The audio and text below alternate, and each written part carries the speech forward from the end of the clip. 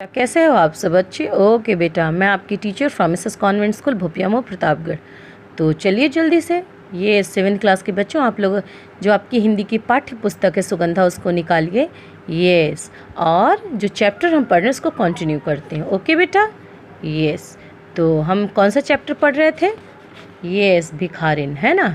और हमने कहाँ तक कंप्लीट किया था? जी हाँ, यहाँ तक हमारा हुआ था। आगे देखते हैं बेटा।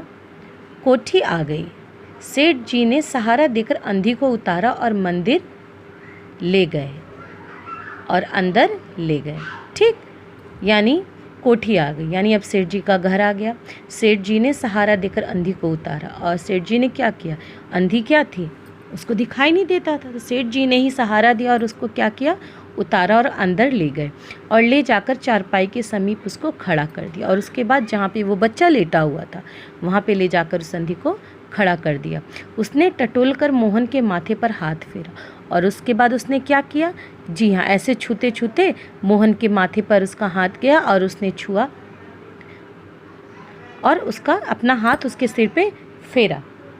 मोहन पहचान गया कि यह उसकी माँ का हाथ है, और फिर मोहन क्या किया? यस, वो पहचान गया कि ये उसकी माँ का हाथ है। उसने तुरंत नेत्र खोल दिए और उसे अपने समीप खड़े हुए देखकर कहा, माँ तुम आ गई। और जब उसको पता चल गया कि माँ है ना, क्योंकि स्पर्श उसका अपनी माँ का समझ गया, तब उसने कहा कि क्या माँ तुम आ गई? अंधी ने स्नेह भरे स्वर में उत्तर दिया।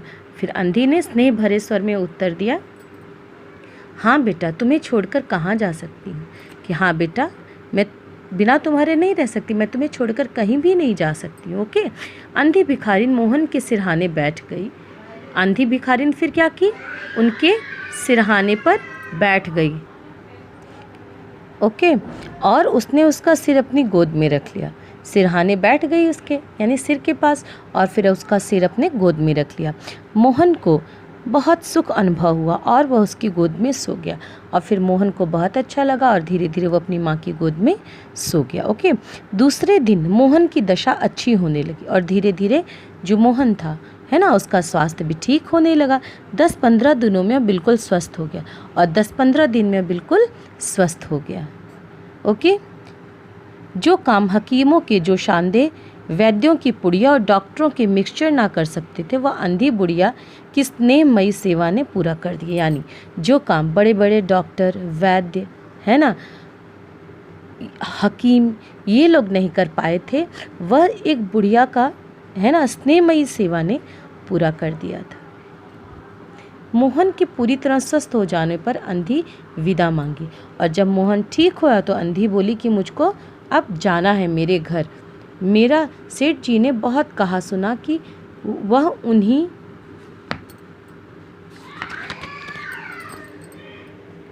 पास रह जाए। अब देखो, अब उनका सेठ जी को तो समझ में आ गया है कि नहीं, कि बिना बुढ़िया के उनका जो बच्चा है वो जीवित नहीं रह सकता है। तो उन्होंने, जो सेठ जी हैं, उन्होंने अनुनय विनय किया कि सेठ जी कृपया करके, सेठ जी ने अनुनय विनय किया कि आप यहाँ से मत जाइए, आप हमारे पास ही यहाँ पे रुक जाइए। ठीक है बेटा। तो इस प्रकार जो अंधी भिखारिन है, बिना किसी दवा के, बिना किसी दारू के, है ना, और बिना किसी नुस्खे के, उसने क्या किया?